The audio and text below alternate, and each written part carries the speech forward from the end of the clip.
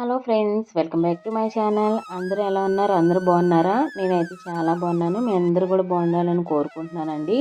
ఈరోజు అయితే నేను ఇంకొక బ్యూటిఫుల్ డివోషనల్ లాగ్తో మీ ముందుకు వచ్చేసాను. ముందుగా మీ అందరికీ సంక్రాంతి శుభాకాంక్షలు అండి. ఈ సంక్రాంతి మీ అందరికీ ఆయురారోగ్యాలు అష్టైశ్వర్యాలు ఇవ్వాలని కోరుకుంటున్నానండి.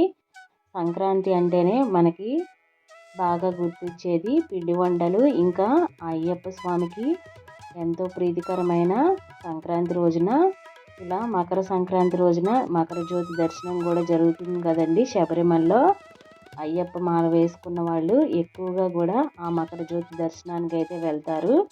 నేను మీకు ఆల్రెడీ చెప్పాను కదా, మా నాన్నగారు చిన్నప్పటి నుండి కూడా ఒక 20 సార్లైనా అయ్యప్ప మాల వేసుకొని ఉంటారని. అందులో ఎక్కువగా మా నాన్న అయితే ఇలా మకర జ్యోతి దర్శనానికి ఎక్కువ శబరిమల వెళ్తూ ఉండేవాళ్ళండి. నేను ఇలా విలేజ్కి అయితే మా అమ్మ వాళ్ళ ఇంటికి వచ్చాను సంక్రాంతి పండగకి. ఇక్కడ మాకైతే ఇలా అయ్యప్ప స్వామి దేవాలయం ఉందండి. ఎవ్రీ ఇయర్ కూడా మకర సంక్రాంతి రోజైతే అయ్యప్ప దేవాలయాన్ని ఇలా డెకరేట్ చేసి ఆ మకర జ్యోతి దర్శనం ఎప్పుడు అవుతుందో అప్పుడు సేమ్ అక్కడ మకర జ్యోతి దర్శనం టయానికి ఇక్కడ కూడా మాకు ఇలా మకర జ్యోతి వెలిగిస్తారండి. ఒకసారి మీకు కూడా మొత్తం చూపిద్దామని ఈ టెంపుల్ని ఈ వీడియో అయితే నేను పోస్ట్ చేస్తున్నాను. చూసారు కదా, మొత్తం టెంపుల్ అంతా కూడా ఇలా కర్పూరంతో ఎంత బాగా అలంకరించారో చూడండి.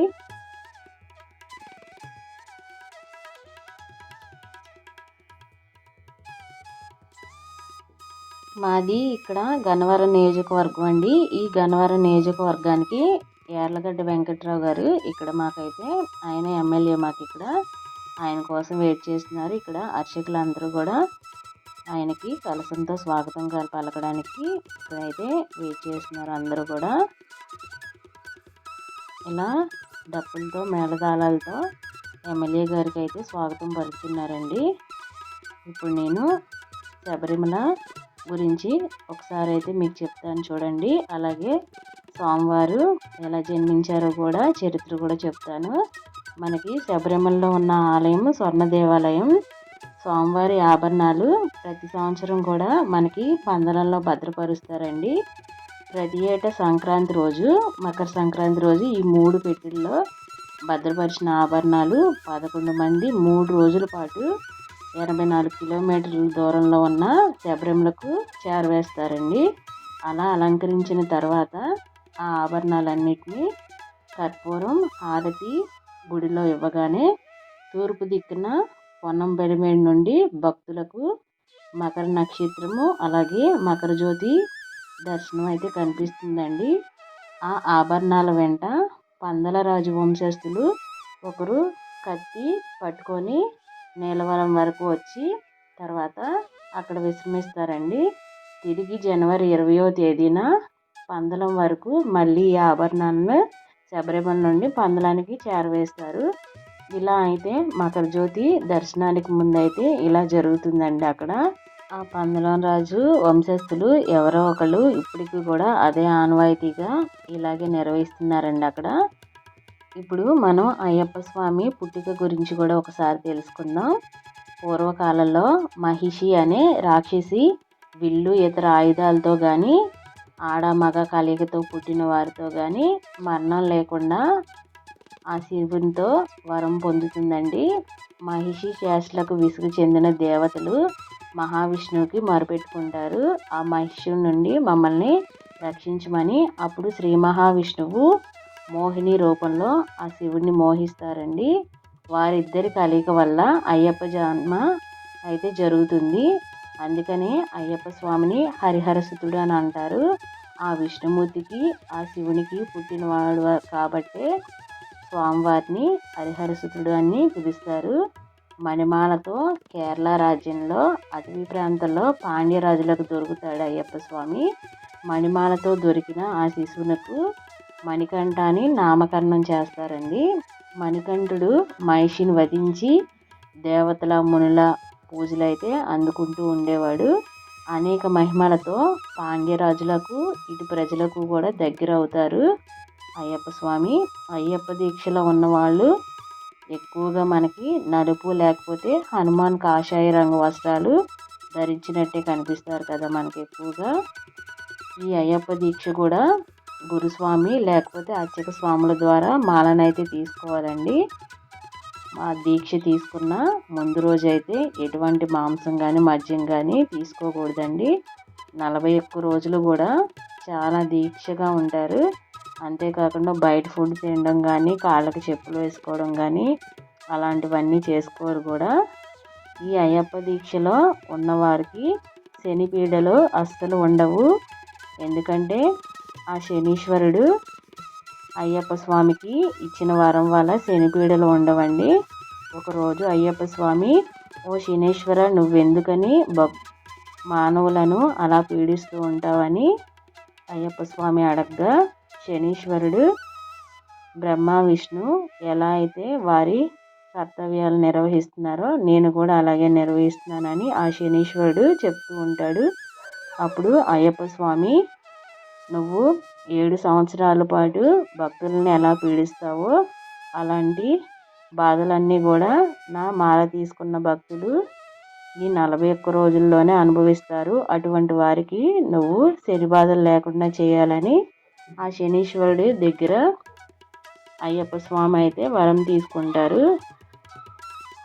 అంతేకాకుండా ఈ అయ్యప్ప దీక్ష తీసుకున్న అయ్యప్ప మాల వేసుకున్న వారు ఉంటారు కదా, వారికి ఎటువంటి శనిపీడలు కూడా ఉండవండి. అందుకని వాళ్ళు ఎక్కువగా ఆ నల్ల వస్త్రాలతో మనకి కనిపిస్తూ ఉంటారు. అయ్యప్ప స్వామి ఆ శనిదేవుడికి అలా మాట ఇచ్చారు, నా భక్తులు నీకే నలుపు వస్త్రం అయితే ఇష్టమో ఆ నలుపు వస్త్రాల్లో ధరించి నా మాలను అయితే తీసుకుంటారు అని అయ్యప్ప స్వామి ఆ శనీశ్వరుడికి ఇలా వరం అయితే ప్రసాదిస్తారు. అందుకని ఎక్కువ అయ్యప్ప మాల వేసుకున్న భక్తులందరూ కూడా మనకి ఎక్కువ ఈ నలుపు వస్త్రాలతోనే కనిపిస్తూ ఉంటారండి.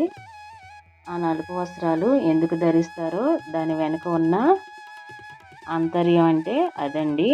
అందుకని ఎక్కువగా అయ్యప్ప దీక్ష తీసుకున్న భక్తులు అయితే నల్లటి వస్త్రాలతోనే మనకి కనిపిస్తూ ఉంటారు.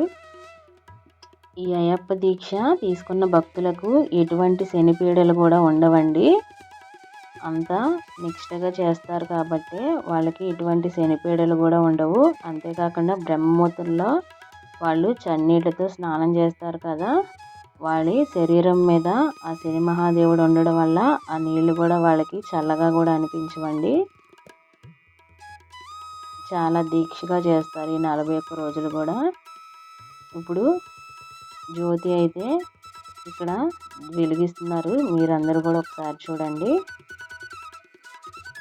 ఎవ్రీ ఇయర్ కూడా ఇక్కడ ఇలాగే చేస్తారండి. చూసారు కదా, ఒక పెద్ద కర్ర తీసుకొని ఆ కర్రకైతే జ్యోతి వెలిగించి అలా జ్యోతి అయితే వెలిగిస్తున్నారు చూడండి. జ్యోతి వెలిగించిన టైంలో ఇలా మొత్తం కూడా లైట్స్ మొత్తం ఆఫ్ చేశారు.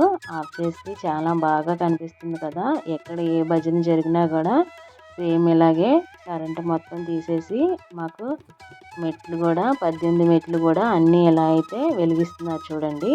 మొత్తం అన్నీ కూడా ఇలా కర్పూరంతో వెలిగిస్తున్నారు. ఇక్కడ కింద ఉన్న భక్తులు కూడా కర్పూరాన్ని ఇలా అగరత్తి పుల్లతో వెలిగిస్తున్నారండి. కొంతమంది అయితే ఎవరికి వీలుగా దగ్గర ఉన్న వాళ్ళు కుదిరిన దాన్ని బట్టి అయితే వాళ్ళు వెలిగిస్తున్నారు.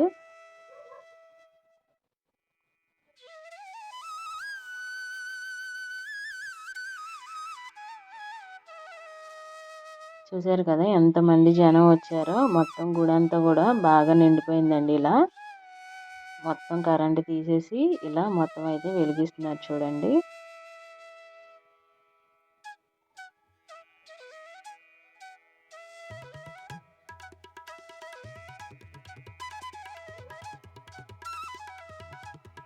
సేమ్ మనకి శబరిమలలో టెంపుల్ ఎలా అయితే ఉంటుందో మాకు ఇక్కడ కూడా అలాగే ఉంటుందండి టెంపుల్.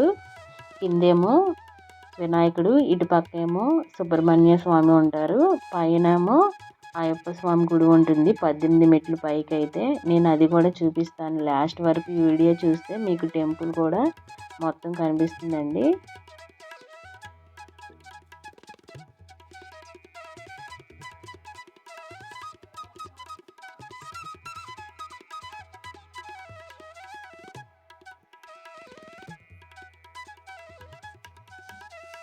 మనందరం అయితే శబరిమల వెళ్ళి జ్యోతి దర్శనం చేసుకోలేం కదండి. అలాంటి వారి కోసం మీరు కూడా నాతో పాటు మకర జ్యోతి దర్శనం చేసుకుంటారని ఈ వీడియో అయితే నేను పోస్ట్ చేస్తున్నాను. ఒకసారి స్వామియే శరణమయ్యప్ప అని ఈ మకర జ్యోతి దర్శనం మీ అందరూ కూడా చూసేయండి.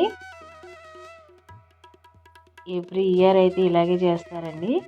మా నాన్న వెలిగిస్తున్నారు చూడండి, సాంబ్రాణి పొల తీసుకొని ఆయన కూడా అయితే ఇక్కడ కర్పూరం అయితే వెలిగిస్తున్నారు.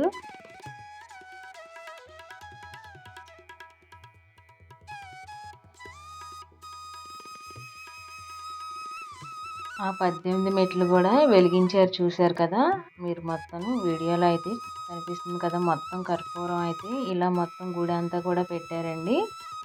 ఎక్కడైనా కర్పూరం ఉంటే ఉన్న భక్తులు అయితే వెలిగిస్తున్నారు. పైన జ్యోతి అయితే మెయిన్ అయితే ఆ గుడిలో ఉంటారు కదా అర్చకులు, వాళ్ళు అయితే వెలిగించారు. ఇక్కడైతే స్వస్తిక్, ఓమును, సుబ్రహ్మణ్య స్వామి ఆయుధం అయితే ఇక్కడ అలంకరించారండి. వాటి మీద కూడా ఇలా కర్పూరం అయితే పెట్టారు. దాని మీద కూడా ఇలా అందరూ అయితే భక్తులు వెలిగించారండి. మొత్తం కూడా చాలా చాలా బాగా చేస్తారండి. ఎవ్రీ ఇయర్ చాలా బాగుంటుంది. అలాగే ఇలా మొత్తం అయిపోయిన తర్వాత ప్రసాదం కూడా అంతే. అడిగిన వాళ్ళకి అడిగినంత, ఎవ్వరు లేదన్న మాట కూడా లేకుండా అంత ప్రసాదం పెడతారండి. చాలా చాలా బాగా చేస్తారు. పులిహోరను చక్కెర పొంగల్ చేశారు. చాలా చాలా బాగుంది. టేస్ట్ కూడా చాలా ఎక్కువ చేశారు. ఎన్నిసార్లు అడిగినా కానీ అన్నిసార్లు అయితే పెట్టారండి. అంత బాగా చేశారు.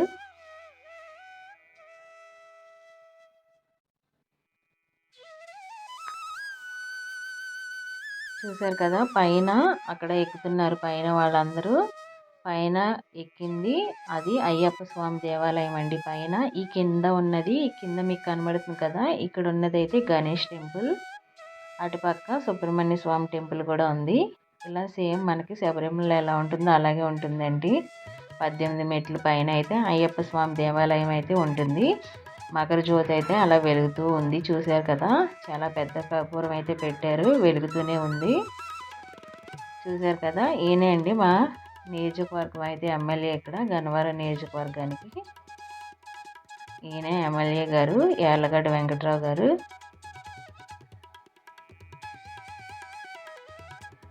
ఆయనకి పూర్ణ కుంభంతో స్వాగతం పలికి పట్టు వస్త్రాలు అవి పెట్టి ప్రసాదం అయితే పెట్టారండి. తర్వాత ఆయన వెళ్ళిపోయిన తర్వాత, ఆయన స్వామి దర్శనం చేసుకొని వెళ్ళిపోయిన తర్వాత మిగిలిన ఉన్న భక్తులను అయితే పైకి అలౌ చేశారు. ఇక్కడ పైన 18 మెట్ల మీద 18 కలశాలు పెట్టారు చూశారు కదా.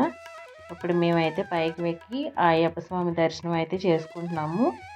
ఇక్కడ అయ్యప్ప స్వామి విగ్రహం కూడా చాలా రాతి విగ్రహం అండి. బాగా నల్లగా ఉంది స్టోన్ కూడా. నేను ఇదే ఫస్ట్ టైం చూడడం ఆ స్వామివారి విగ్రహాన్ని. నేను ఎన్ని సంవత్సరాలు బట్టి ఉన్నాను కానీ ఎప్పుడు కూడా ఈ విగ్రహాన్ని అయితే చూడలేదు. చిన్నప్పుడు చూసినా కానీ నాకైతే గుర్తులేదు, కానీ ఇప్పుడే చూశానండి ఫస్ట్ టైం అయితే క్లియర్గా. ఆ విగ్రహాన్ని కూడా నేను ఎలా ఉందని మీకు స్టార్టింగ్ చూపించాను. బాగా నల్లగా ఉంటుంది, రాయి కూడా అలా ఉంటుంది విగ్రహం అయితే మాకు ఇక్కడ. నేను, మా హస్బెండ్, మా పిల్లలు అందరం కూడా ఇలా దర్శనానికి అయితే వెళ్ళామండి. అక్కడ మీకు మెట్ల మీద అన్ని కలశాలు కనబడుతున్నాయి కదా, 18 కలశాల మీద అలాగా జాకెట్ మొక్కలు కూడా పెట్టారు కదా.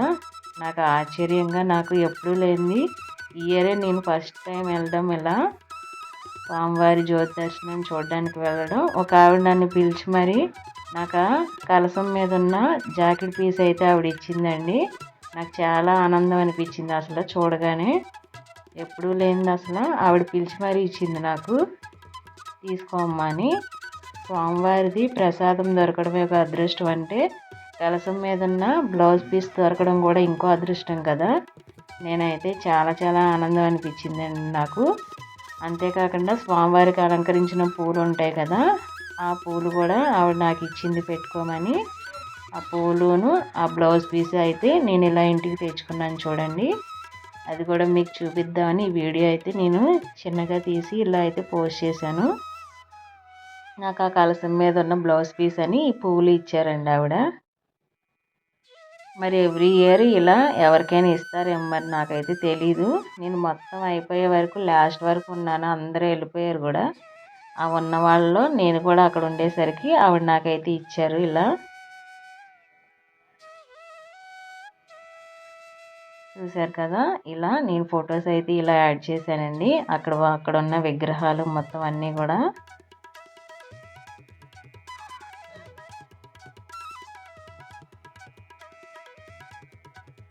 ఈ వీడియో మీకు నచ్చిందని అనుకుంటున్నాను. వీడియో నచ్చితే ఒక్క లైక్ ఇవ్వండి. నచ్చితే please like share subscribe. Thanks for watching.